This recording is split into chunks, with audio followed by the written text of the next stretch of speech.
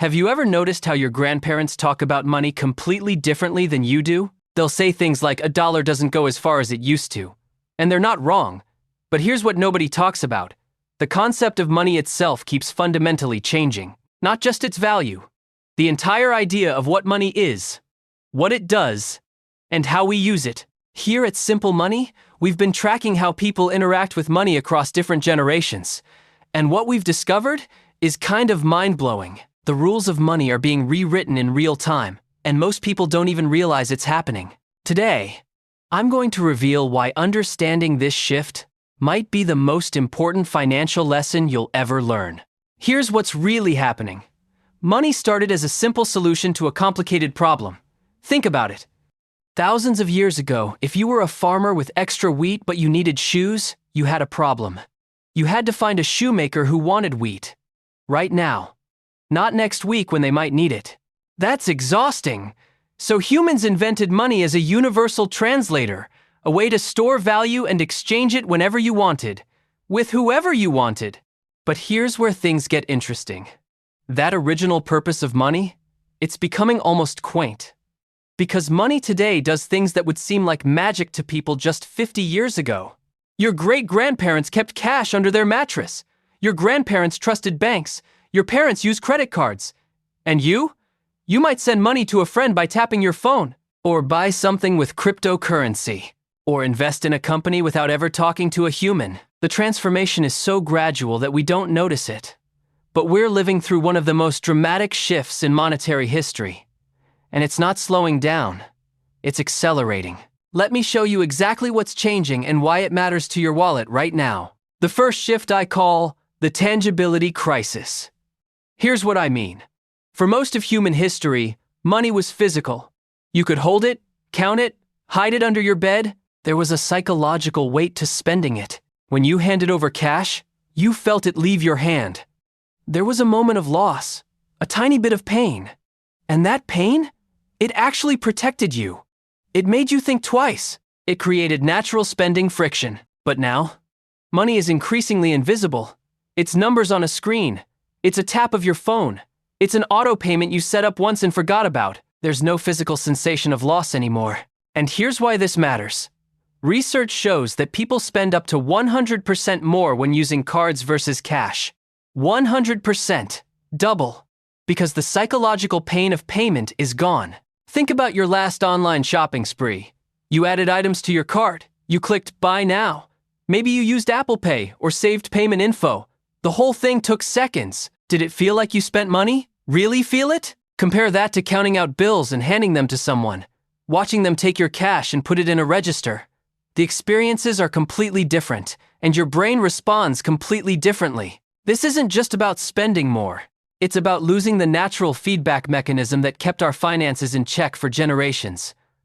The guardrails are gone, and most people don't even realize they're driving without them. The second transformation is what I call the speed revolution. Money used to move slowly, deliberately. If you wanted to send money to someone in another city, you had to mail a check. It took days, sometimes weeks. That slowness created thinking time.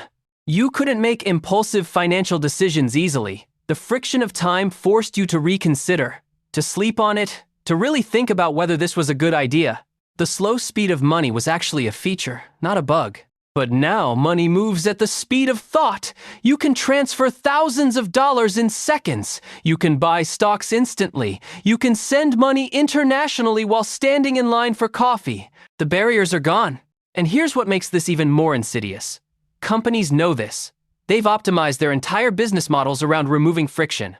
One-click purchasing, saved payment methods, auto-renewals, buy now, pay later options that don't even feel like real money. Think about subscription services. You sign up once, then the money just disappears from your account every month. Automatically. No decision required. How many subscriptions are you paying for right now that you forgot about? Most people have at least 3 or 4 they're not even using. The speed of modern money doesn't just enable convenience. It enables unconscious spending. It bypasses the decision-making part of your brain entirely. You're spending money before you realize you've made a choice. Here's the third shift, and this one is particularly cruel because it sounds like a good thing. I call it the infinite access trap. In the past, your access to money was limited by physical constraints.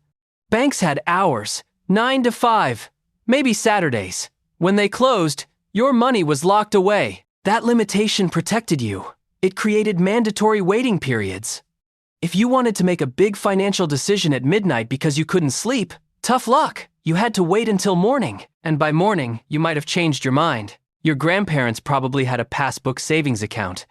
To access that money, they had to physically go to the bank, talk to a teller, maybe feel a little judged for withdrawing their savings. Those social and physical barriers, they reinforced good behavior. But now, you have unlimited access. 24 hours a day, 7 days a week. Your entire financial life is available at 3 a.m., when you can't sleep and you're feeling anxious, when your impulse control is at its lowest, when you're most vulnerable to bad decisions. And it's not just access to your money.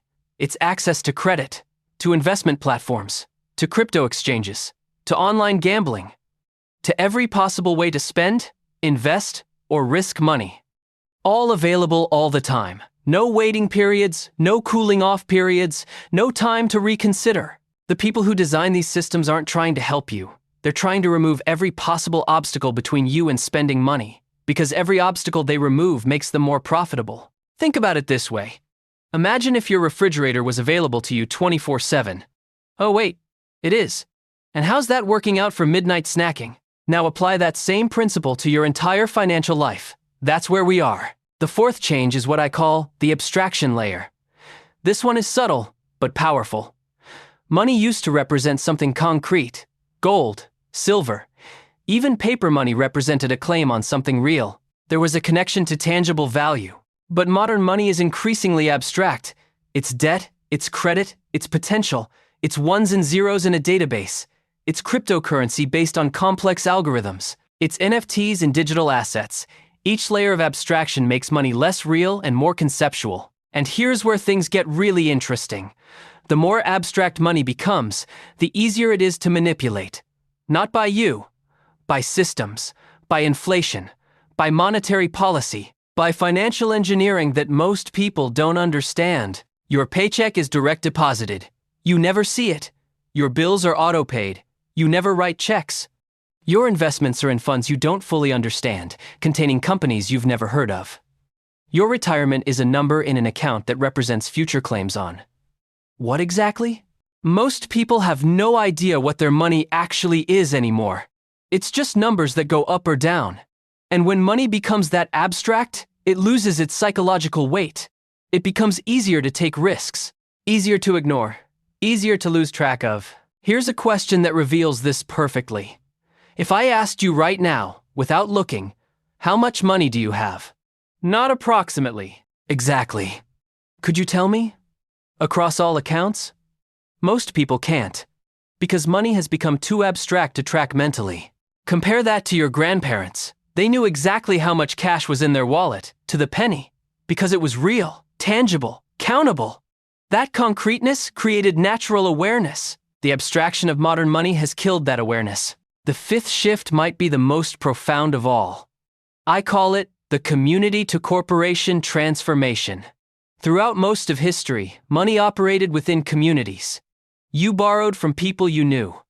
You did business with neighbors. Your reputation mattered because you'd see these people again. That social pressure was powerful. If you didn't pay back a loan, everyone knew. If you were irresponsible with money, it affected your social standing. The community held you accountable. Not through laws or contracts, but through relationships and reputation. But now your financial relationships are with corporations, faceless entities, algorithms. You'll never meet the person who approved your credit card, or manages your investment fund, or processes your insurance claim. There's no relationship, no community, no social accountability. And here's what nobody wants to admit. Those corporate relationships are designed to extract maximum value from you. Credit card companies want you to carry a balance. Banks want you to overdraft. Investment firms want you to trade frequently. Their interests are not aligned with yours. You're not borrowing from your uncle who wants you to succeed. You're borrowing from a corporation that profits from your financial mistakes. That's a fundamentally different dynamic, and it changes everything about how money works. Think about payday loans. or credit card interest rates, or bank fees. These things exist because there's no social relationship to prevent them. No shame, no community pressure, just cold calculation about how much money can be extracted before you break. Your grandparents borrowed money for a house from a local banker who knew their family, who had a vested interest in their success, who felt social pressure to be fair. You borrow from an algorithm that doesn't care if you succeed or fail, as long as the numbers work. But here's what nobody wants to admit. This transformation isn't reversible. We're not going back to cash. We're not returning to slow money. We're not rebuilding those community relationships. The changes are here to stay, and they're accelerating. We're moving toward a future where money is even more digital, even faster, even more abstract. Central bank digital currencies, cryptocurrencies, blockchain-based assets, brain-computer interfaces that might let you spend with a thought. I'm not making this up. These things are in development. So what do we do? Here's where most people get this wrong. They think the answer is to resist change, to use cash only, to opt out of modern financial systems, to go back to simpler times. But that's not realistic. And more importantly, it's not optimal. The changes in money aren't purely bad. They've created incredible opportunities. Access to investments that were once only for the wealthy, the ability to start businesses with minimal capital, global financial access for people who were previously excluded. The problem isn't that money has changed. The problem is that we haven't adapted our behavior to match these changes. We're using modern money with ancient brains and ancient habits. That mismatch is what's killing us financially. Let me tell you about Marcus. Marcus is 32. He makes decent money, about $75,000 a year. He considers himself financially responsible. He has a budget. He tracks his expenses. He's trying to save for a house. But Marcus is always broke. Every month, he wonders where the money went. He looks at his budget and his spending, and the numbers don't match. There's this gap, this missing money, and he can't figure it out. Here's what Marcus doesn't realize. He's fallen into every trap I just described. His money is invisible. He uses Apple Pay for everything because it's convenient. He has 7 subscription services he forgot about. He shops online at midnight when he can't sleep. He has auto payments set up for things he's not even sure he still needs. Marcus thinks he has a discipline problem. He thinks he needs more willpower, more budget tracking, stricter rules. But that's not his real problem. His problem is that he's trying to use old strategies in a new monetary environment. It's like trying to drive a Tesla with horse and buggy skills. The invisible, fast, always accessible, abstract nature of his money is creating spending that feels like zero. Each transaction is so small, so painless, so quick that his brain doesn't register it as spending. He's death by 1,000 paper cuts. None of them hurt, but collectively, they're bleeding him dry. Now let me tell you about Priya. Priya is also 32, makes about the same money as Marcus. But Priya is thriving financially. She's saving 30% of her income. She's building wealth. She seems to have money figured out. What's the difference? Priya understands something fundamental. She knows that modern money requires modern defenses. She's built systems that work with how money actually operates now, not how it operated 50 years ago. Here's what Priya does differently. First, she makes her money visible again. She uses an app that shows her real-time spending. Not at the end of the month, right now. Every time she spends money, she sees her savings goal get further away. She's recreated the pain of payment digitally. Second, she's added friction back into her financial life. Deliberately, her investment accounts are separate from her checking. Moving money between them takes 2 days. That delay forces her to really think about it. She's recreated the bank hours constraint digitally. Third, she's automated the right things. Not spending, saving. Her paycheck hits, and 30% vanishes into investments before she sees it. She's using the speed and automation of modern money to help herself, not hurt herself. Fourth, she's made her money concrete again. She doesn't think in terms of account balances. She thinks in terms of what that money represents. This is 3 months of freedom. This is my housing down payment. This is my don't have to work until I die fund. She's fighting the abstraction with meaning. And fifth, she's built her own community. A group of friends who talk openly about money, who hold each other accountable, who share what's working. She's recreated the social pressure that used to exist naturally, because she knows she can't rely on willpower alone. The difference between Marcus and Priya isn't intelligence. It's not discipline. It's not even income. It's understanding. Priya understands that the game has changed, and she's changed her strategies to match. Here's what most people don't realize. The evolution of money isn't a financial problem. It's a behavioral problem. The money itself is neutral. Digital money isn't evil. Speed isn't bad. Abstraction isn't wrong. These are just characteristics of modern money. The problem is that these characteristics are mismatched with how our brains work. We evolved to handle physical, slow, concrete resources within communities. That's what our intuitions are built for. That's what feels natural. Modern money violates every single one of those conditions. It's invisible, it's instant, it's abstract, it's mediated by corporations. Our instincts are worse than useless. They're actively misleading us. What feels right is often wrong. What feels harmless is often dangerous. The people who succeed financially in the modern world aren't the ones with the most willpower. They're the ones who've recognized this mismatch. And they've deliberately built systems and habits that compensate for it. They've adapted. It's not actually about being disciplined or smart or lucky. It's about understanding that money has fundamentally changed. And your relationship with it needs to fundamentally change too. Think about it this way.